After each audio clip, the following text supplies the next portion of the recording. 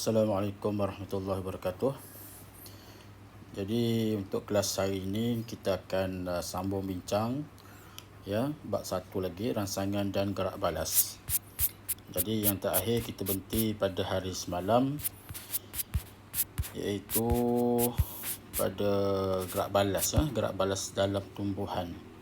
Kita berhenti di gerak balas nastik So hari ini kita akan lihat 1.4 kepentingan gerak balas terhadap rangsangan.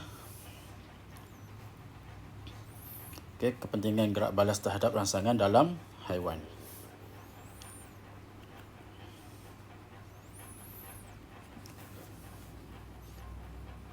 Yang pertama kita tengok dulu. Manusia dan haiwan seperti kucing dan burung hantu mempunyai sepasang mata yang terletak di hadapan kepala. Manusia dan haiwan dikategorikan mempunyai penglihatan jenis stereoskopik. Ini dia nama dia, penglihatan secara stereoskopik. Sebab matanya terletak di hadapan kepala. Dan kalau kita lukis medan penglihatan stereoskopik, maksudnya kalau kita lihat yang berwarna biru tu, kalau yang biru ni, ini merujuk kepada medan penglihatan monokular. Medan penglihatan monokular ni merujuk kepada haiwan yang mana mata dia terletak di sisi kepala, di sisi. Sedangkan manusia dan beberapa jenis contoh haiwan yang seperti burung hantu, matanya terletak di hadapan. Jadi penglihatannya adalah pada medan yang berwarna ungu ni. Ini adalah stereoskopik, manakala yang biru ni adalah medan penglihatan monokular. Maknanya jenis penglihatan ni dibahagikan kepada dua jenis lah, iaitu penglihatan monokular dan penglihatan stereoskopik. Stereoskopik. Manusia jenis penglihatan stereoskopik, dan juga burung hantu. Manakala haiwan-haiwan yang lain yang seumpama dengannya adalah penglihatan jenis monokular. Harimau jenis penglihatan apa? Tengok mata dia. Mata dia di depan kepala, di hadapan kepala ataupun di sisi. Di depan. Jadi kalau dia penglihatan dia di depan ataupun mata dia berada di hadapan kepala, bermaksud penglihatannya jenis stereoskopik.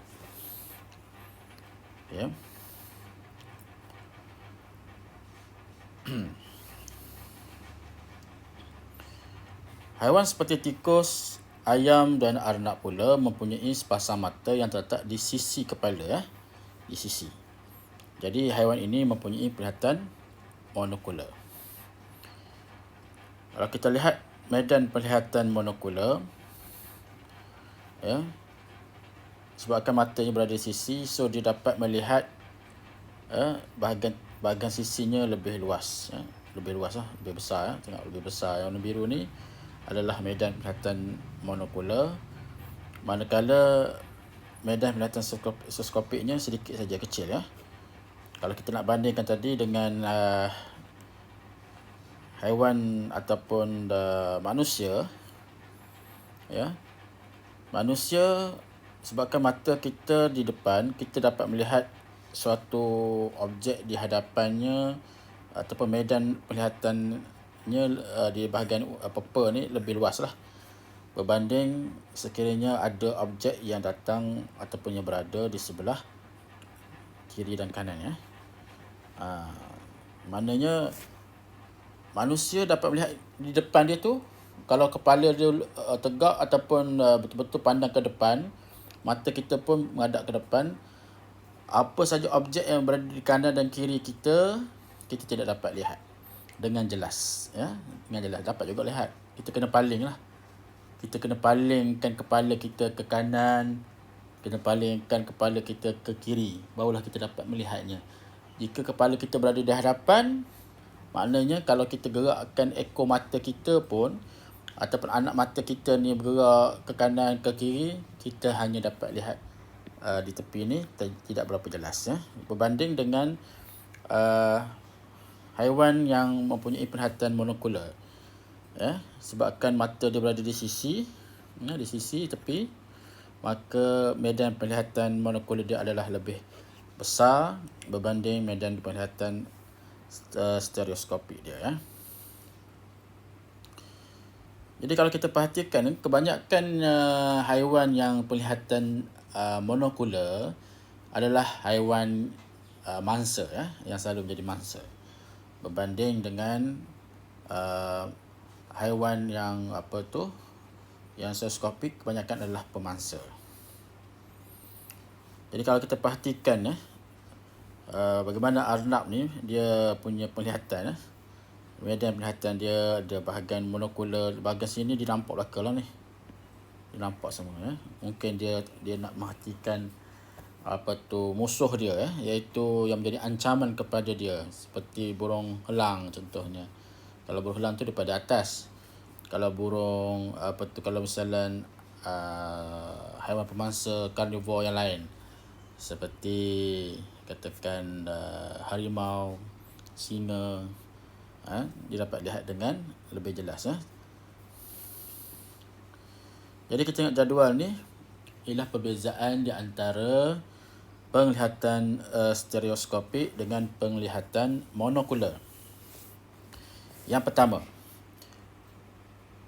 penglihatan stereoskopik, kedua-dua mata terletak di hadapan kepala, kita dah sebutkan tadi, manakala penglihatan monokular, kedua-dua mata terletak di sisi kepala.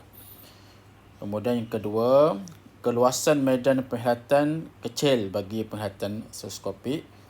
Bagi penglihatan monokular, keluasan medan penglihatannya adalah besar. Ini cerita tentang keluasan medan. Yang ketiga, bagi penglihatan stereoskopik, medan penglihatan yang bertindih banyak. Medan penglihatan yang bertindih ni banyak. Medan penglihatan yang bertindih memberikan penglihatan dalam bentuk 3 dimensi 3 dimensi. Manakala penglihatan monokular, medan penglihatan yang tidak bertindih atau bertindih sedikit sahaja. Bila bertindih, dia akan menghasilkan penglihatan dalam bentuk 3 dimensi. Apa maksud 3 dimensi? Bagi penglihatan stereoskopik, imej 3 dimensi yang terbentuk di dalam medan penglihatan yang bertindih membolehkan jarak, saiz dan kedalaman objek dianggar dengan lebih tepat lah. Kalau kita lihat imej 3 dimensi pun nampak lebih jelas berbanding dengan imej 2 dimensi. Jadi imej 2 dimensi yang terbentuk di dalam medan penglihatan yang tidak bertindih menyebabkan jarak, saiz, kedalaman objek tidak dapat dianggar dengan tepat. Yang kelima, perbezaan yang kelima, penglihatan stereoskopik, keupayaan menganggar jarak yang baik membantu haiwan memburu. Manakala penglihatan monokular, medan penglihatan yang luas membolehkan haiwan mengesan musuh yang mungkin datang dari mana-mana arah. Dan yang keenam, manusia dan kebanyakan haiwan pemangsa mempunyai penglihatan stereoskopik. Manakala bagi penglihatan monokular, kebanyakan haiwan mangsa mempunyai penglihatan monokular. Sekarang kita lihat pula pendengaran Tadi penglihatan. Jadi penglihatan ada dua, satu stereoskopik, satu lagi ialah monokular. Itu penglihatan. Kalau pendengaran pula kita kenali sebagai pendengaran stereofonik, bukan stereoskopik Untuk dengar, untuk mendengar, untuk pendengaran kita panggil pendengaran stereofonik. Apa yang dikatakan pendengaran stereofonik ialah pendengaran dengan menggunakan kedua-dua belah telinga. Kalau skopik maknanya menggunakan kedua-dua mata.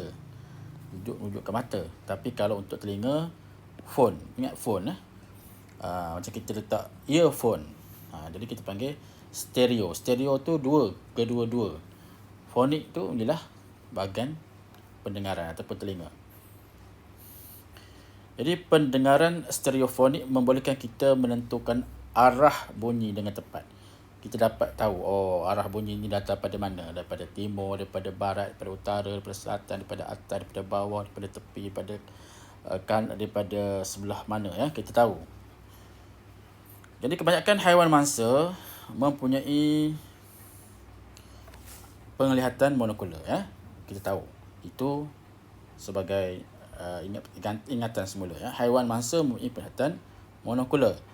Jadi disebabkan haiwan mangsa ni mempunyai penglihatan monokular, jadi kepentingan pendengaran stereofonik bagi manusia adalah untuk menentukan lokasi sumber bunyi. Itu kalau manusia,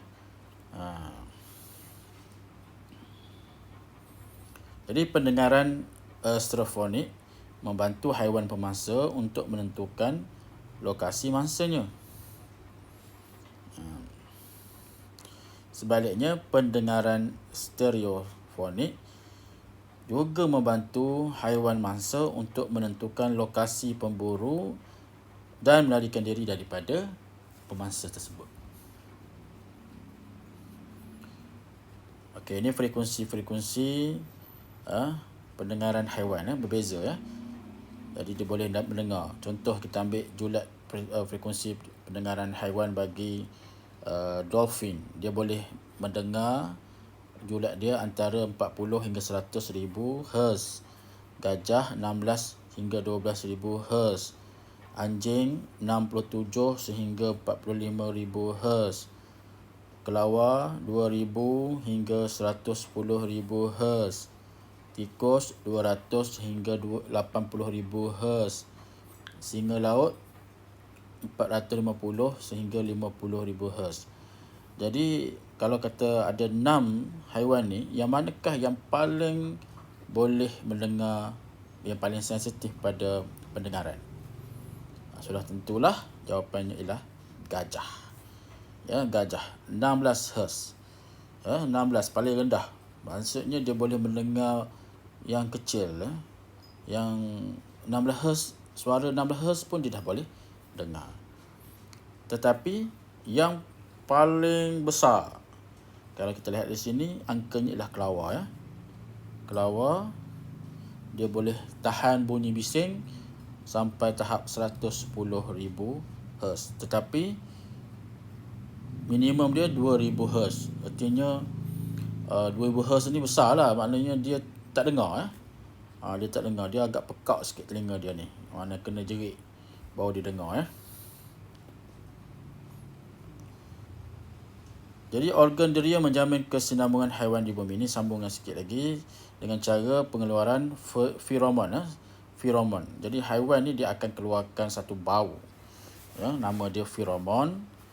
Feromon ni dia untuk membolehkan pemangsa dia tak suka lah bau tu, tak suka kepada bau tu, ataupun boleh jadi dia menjadi halangan kepada pemangsa tu daripada menghampiri suatu mangsa tu. Jadi dengan mengeluarkan feromon dapat menjamin kesinambungan haiwan tersebut, Kemudian kita tengok garisan lateral yang terdapat pada ikan, penghasilan medan elektrik untuk melindungi daripada ataupun untuk melakukan sama ada untuk protection, untuk perlindungan diri, ataupun untuk menjadi pemangsa, jadi pemangsa. Jadi itulah perbincangan kita untuk kelas hari ini. Sekian, terima kasih.